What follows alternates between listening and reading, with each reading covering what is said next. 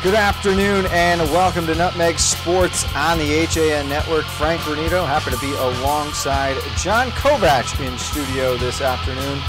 John, we've been apart for far too long, my friend. Good Way to see too you. long. It feels like months. Only weeks, but I will allow you to say months. I can tell you right now, John, grip it and rip it, July 6th and 7th. I know that will make you happy. I've already got those dates circled and have cleared my schedule. Here we go. Big day coming up, John. We're going to take a look at some of the nationally ranked programs in the state of Connecticut. You and I will dive into the spring season a little bit.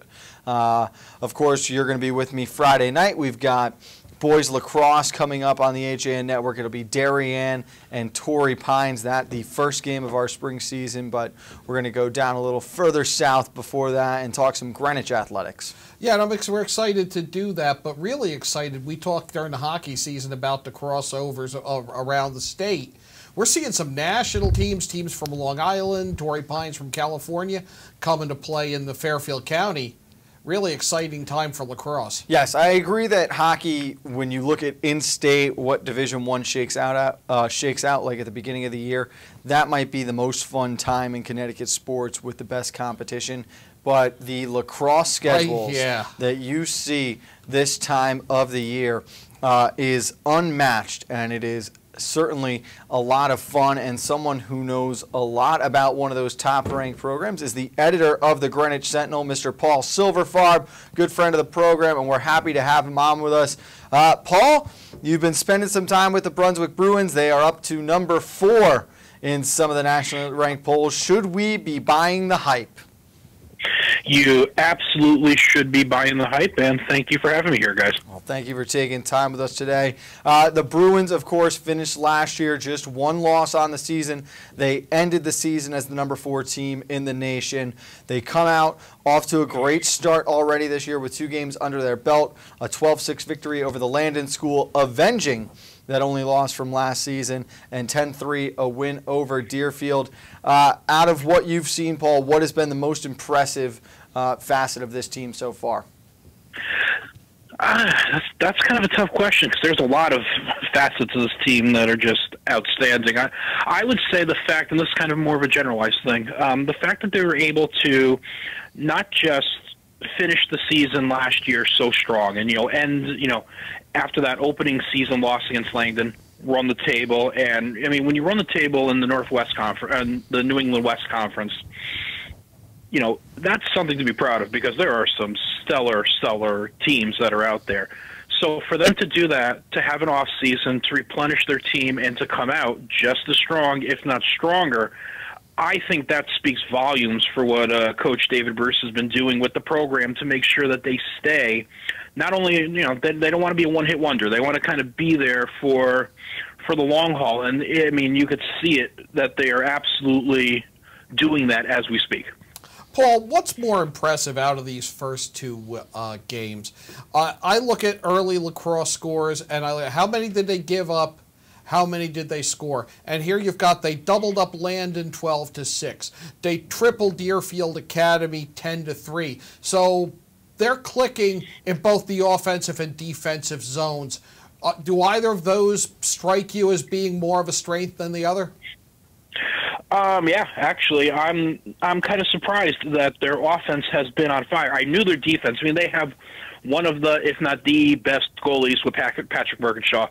He is lights out. I mean, I can't say enough great things about him, both, on the field and as a person. I mean, he's great. But their offense, they lost a lot last year from their offense at the attack position and a couple of really strong middies as well. And they were able to kind of bring a couple of people up, and they were extremely talented. However, they were unproven. And here they go out there, and we know, they have all but 2 or 3 defense parts of their defense back from last year's outstanding season. So we kind of knew that the defense was going to be on point, and even if the defense falters, Birkinshaw between the pipes, I mean, is lights out. So it's just a matter of if their offense was able to click, and, they're doing that big time now. Yeah, and I mean, the key sign of a great program is that ability to reload. You don't need that gap year or two to rebuild and bring the next crop up. And we're seeing that right now with Xander Dixon and Cooper Moore leading the way offensively. Dixon has 7 goals on the season, Moore with 6. I mean, how important are they going to be to the Bruins offense throughout the rest of the year, do you think? Oh, they're without a doubt the leaders of the they're definitely the leaders of the offensive line. I mean, last year Dixon finished second on the team. He had like 58 points, and 25 of them were goals. So I mean, he knows how to get the job done, and he was doing that with a very talented group of seniors last year. Now that he's in charge, basically, and he's the go-to person, it's going to be interesting to see what happens when with his goal scoring. If other teams are going to double team him, they're a triple team, are they going to be able to contain him? And if they can't, I mean, they have someone like a Cooper Moore who is just outstanding. His stick work is outstanding. He's able to kind of, in addition to finding the back of the net, he's able to find the open attackers and kind of lead the way, getting those assists and kind of moving the ball around the opposing zone. So I think those two alone will be doing royal. I mean, they'll have outstanding seasons. Oh, you mentioned the difficulty of playing in that New England West division. They're also going to test the waters this year with 2 FCX schools. They'll continue their annual game with New Canaan, and they're going to add crosstown rival to Greenwich to the schedule this year. You spoke with head coach Bruce before the season. What are some of the goals, or what are the aspirations for this team now that really has set new ceilings coming into the year? It's going to sound very ego-driven, but it's not. I mean, their goal is to run the table. I mean, after what they did last year, and they have their entire defense back, and when you have, and you guys know, when you have a top-notch goalie between the pipes, I mean, you know that you're basically in every game. So it's just a matter of getting the offense going and, making sure that the midfielders are on point. If they're able to do that, which they've kind of shown that they can this early part of the season, there is no reason to think they couldn't run the table, especially after they take Landon, who did step down a little bit from last year to this year, but still, they are still a nationally ranked, they're still a contender. They're still, definitely perennial powers, and for them to kind of double them up kind of really set the tone. So it'll be interesting to see if anybody in the NEPSAC and like teams like Cho, like teams like Deerfield, teams like Avon, all those teams are able to stick with them, or if they're going to run the table again. I think that they have all the pieces in place to possibly run the table. Loaded stretch here with that FCAC section, because you've got New Canaan High going to Brunswick, and that is on the 14th at 7 p.m. Then they travel all the way down by Princeton, New Jersey to take on Lawrenceville there on the 18th. And then 2 days after that have the crosstown game. That's a tough stretch.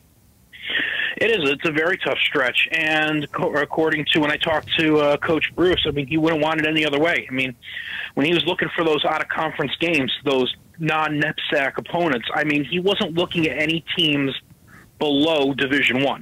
I mean, he was looking for those teams that are national threats, national powers, these teams that are, that are known for their lacrosse, because, as he said, in order to beat the best, you have to play the you have to play the best in order to get better.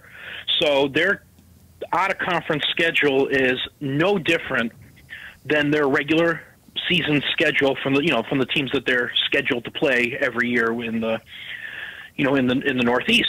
So for them to do that, I mean, I think it kind of shows that they have a lot of confidence in themselves, and they know that even if they don't, and they play one of these tough games, gets tripped up out of conference, it will only improve them for when they get back into conference and go for that division or go for that conference championship.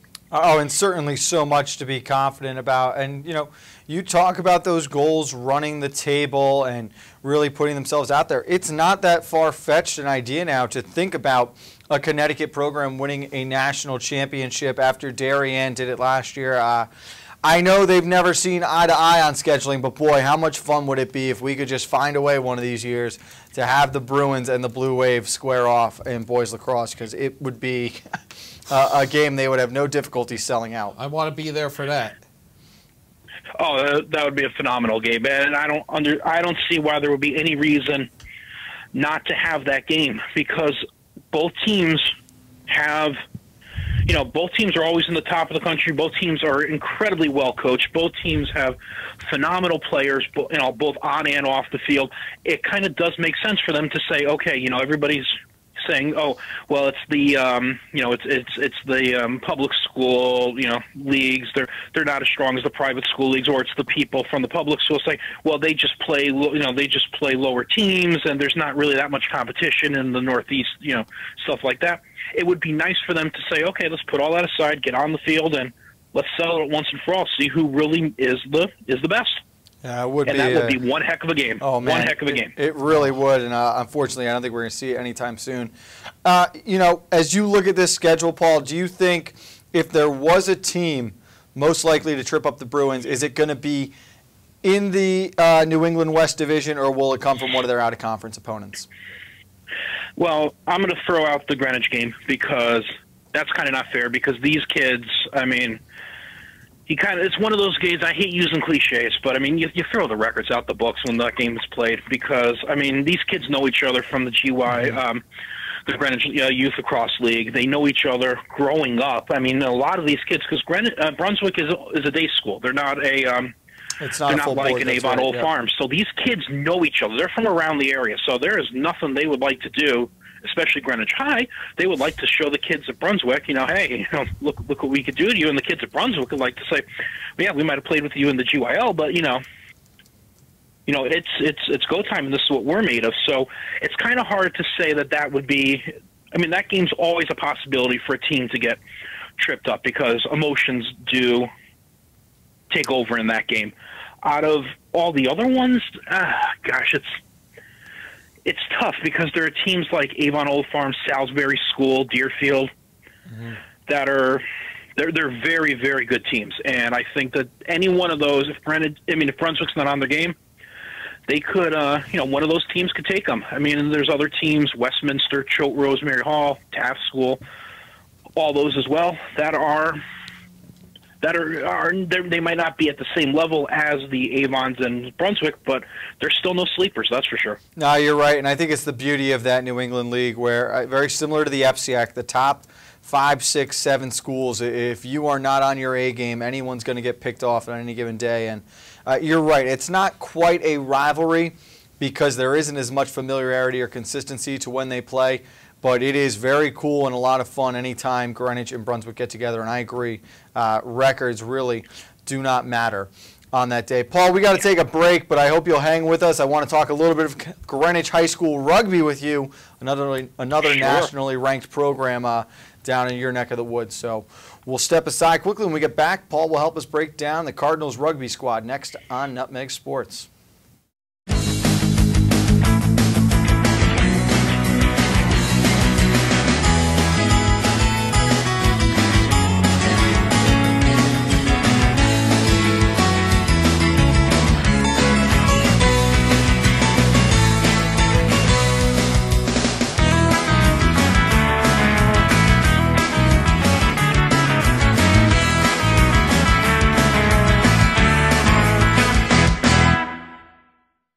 Voted Best Gourmet to Go in Fairfield County, Palmer's extensive menu offers everything you'll need to make your next event easy and delicious. Whether you're hosting a small get-together or planning a large celebration, they've got you covered breakfast through dessert.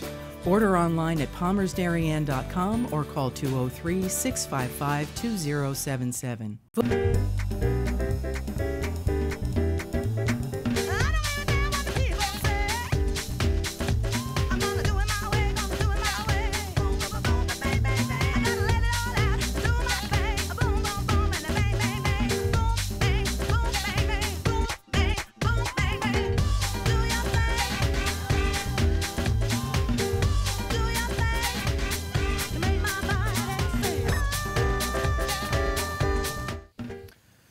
Back on Nutmeg Sports on the HAN Network, Frank Granito and John Kovac. Happy to also be joined on the phone by the editor of the Greenwich Sentinel, Mr. Paul Silverfarb. Just talked a little bit of Brunswick lacrosse. Going to look over now to the other side of town and check in on the Greenwich Cardinals rugby team. A little underrated and very cool, Paul, appreciating that you've got two nationally ranked teams there in the Sentinels' backyard, and rugby the one that really doesn't get enough credit when you think about how storied this program is and the success that they have had specifically over the past few years.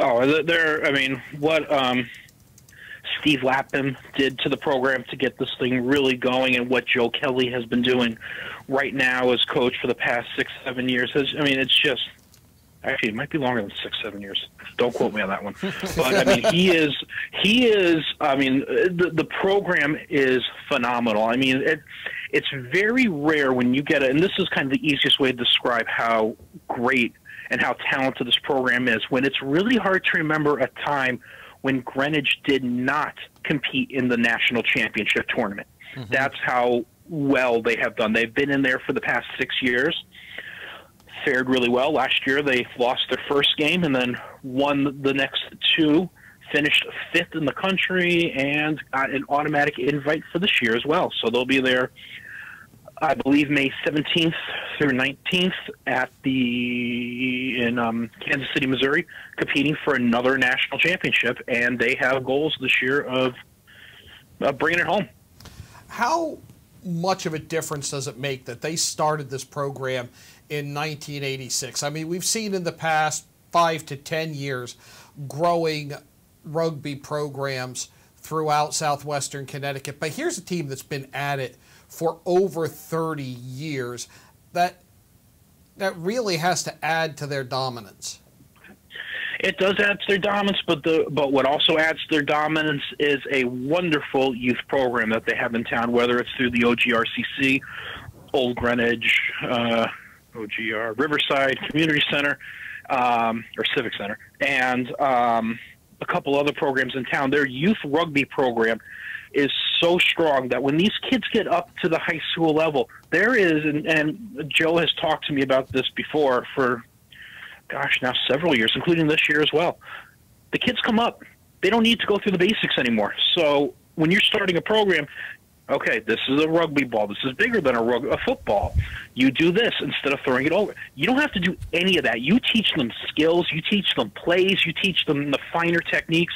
You're already so far ahead of the game because of that youth program, and that youth program does really well, and they travel throughout the world. I mean, they've gone to, if I remember right, they've gone to England, they've gone to Argentina, they've gone to a bunch of Ireland, they've gone to a bunch of places. So I think that is one of the key things, is having such a strong youth program that they're able to kind of carry that, and also, having coaches that are so dedicated to the sport, whether it's for this year, Joe Kelly, or assistant coach Glenn Fox, or stuff like that. I mean, these guys are dedicated to rugby, and they're not dedicated to just fielding a team. They're dedicated to making these kids learn the sport, understand the sport, and to be really strong at their positions. And you can see that, for almost a decade now. How much crossover do we see between, say, the Greenwich High football team and the rugby? I'm glad you mentioned that, John, because that was going to be my next comment here, Paul, was, I don't want to totally shift gears here, but it's been a great working relationship, too, since head coach John Marinelli took over. I know that Finbar Doyle is a captain this year. A couple of years ago, you had the All-American Scooter Harrington. So you're seeing a lot of John's athletes come out and use rugby as an advantage to his program, and football as an advantage to this rugby program, too. And it's interesting because you also see that the other way, too, because there are kids like, Luke Beanstalk, for instance. Mm-hmm. I mean, he's had an outstanding rugby career. And Joe Kelly's son, Joe Kelly Jr., went to Penn State to play rugby, even though he was on the football team as well. So it's kind of a nice relationship between the two programs. The more you notice it, though, and the more you look at it, there are definitely kids there that are rugby players, like true rugby players. In the springtime, they're playing high school. Summer, they're playing sevens. Then they play in the fall. They work out in the winter. So there are kids that are dedicated to the actual sport of just rugby, just like there are kids that are dedicated to, just football and stuff like that. But overall, you do get a nice working relationship between coaches Marinelli and Kelly. And there's certainly a crossover in the skills. You're seeing more rugby-style tackling being taught in football. The more wide-open sevens is really a game that gets you in shape. And I do think even when I was still coaching football, you had guys who, you had rugby guys who played football to get in shape for rugby. Oh, yeah. Yep, absolutely. Couldn't agree with you more. Well, I mean, it's a great time to be an athlete in Greenwich for a lot of these sports. I do want to throw a couple little other questions here, Paul, at you before we let you go. You saw the girls lacrosse opener for Greenwich High School, a tough loss against Fairfield Ludlow, but you think this is a team that bounces back and uses this as a learning experience coming off that loss? I do. I mean, I truly think that they could take this. I mean, we are obviously very early into the season and stuff like that. It's one loss is really not going to make or break a team this early in the season. I think the important thing for the girls is to learn from what did we do wrong in this game that we need to work on, so that way come June or come late May, we don't make these mistakes again, and then we can kind of take care of business in the postseason, whether it's the FCAC or whether it's the state tournaments. This one is a personal favorite of mine. I might be throwing you a curveball here. Greenwich boys golf team, do they repeat as FCAC champions?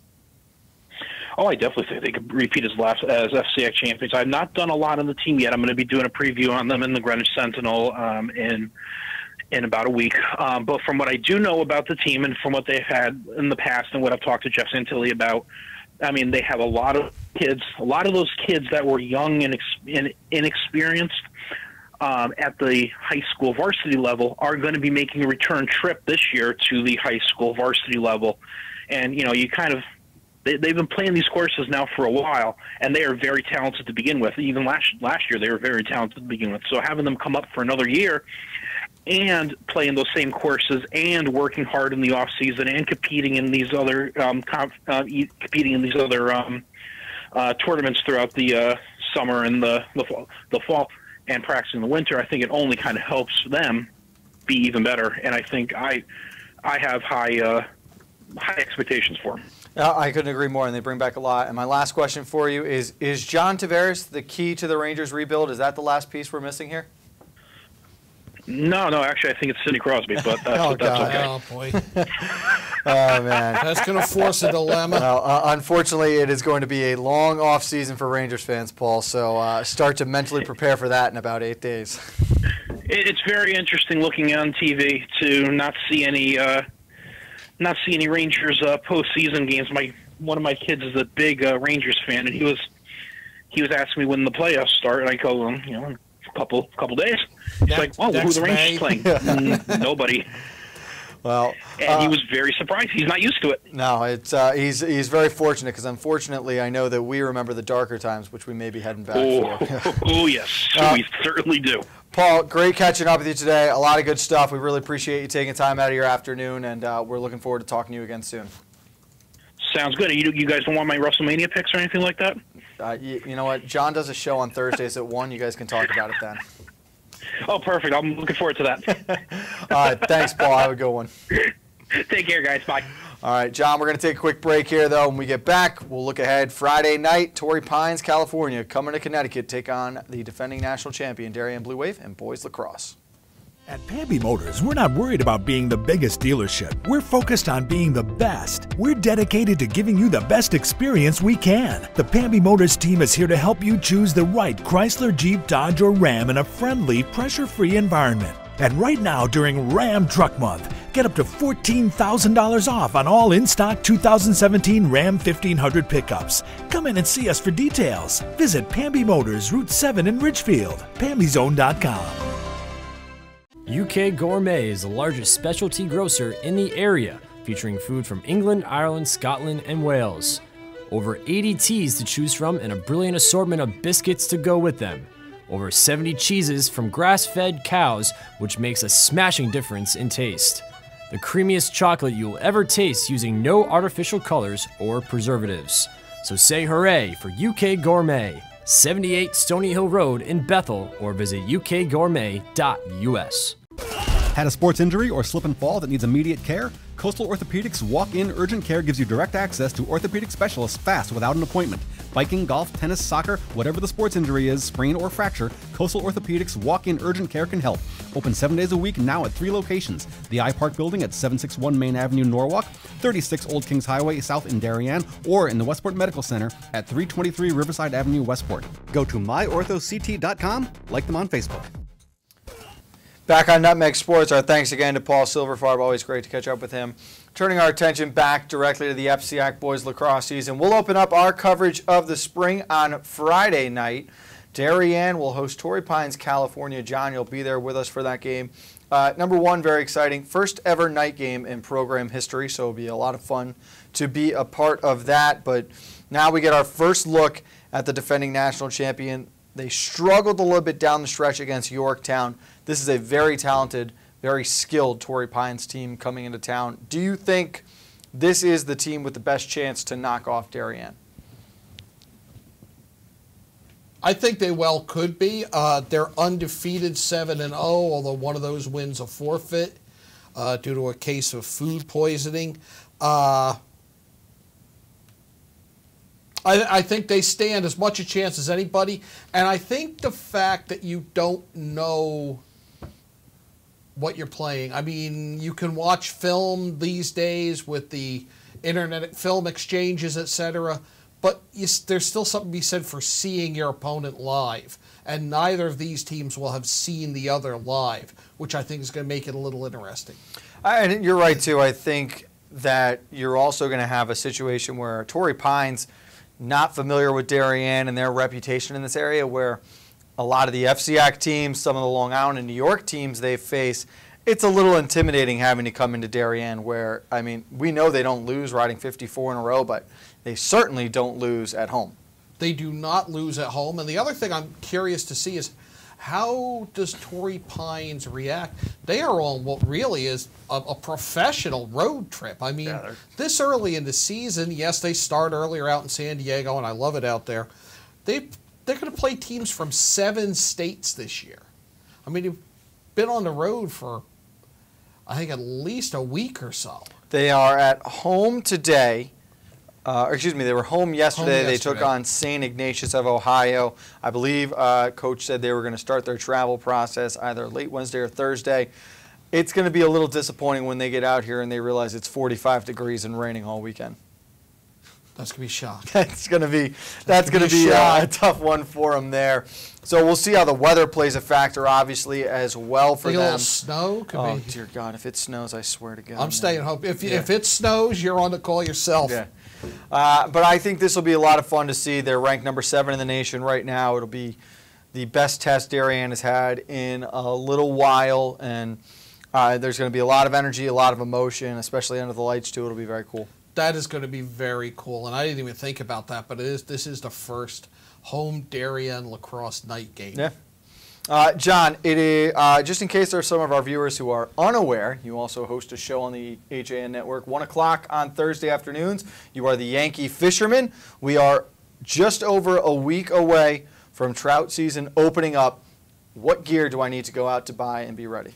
Are you going fly fishing or are you going conventional tackle? Which should I be doing? Probably start with conventional tackle. No, but I mean, just talk to us a little bit about what we can expect the next week. I know you got a couple of big shows coming up. It's very cool. This week is very cool. This week we are going, it's kind of an egg hunt pre-Easter, a little pre-Easter egg hunt.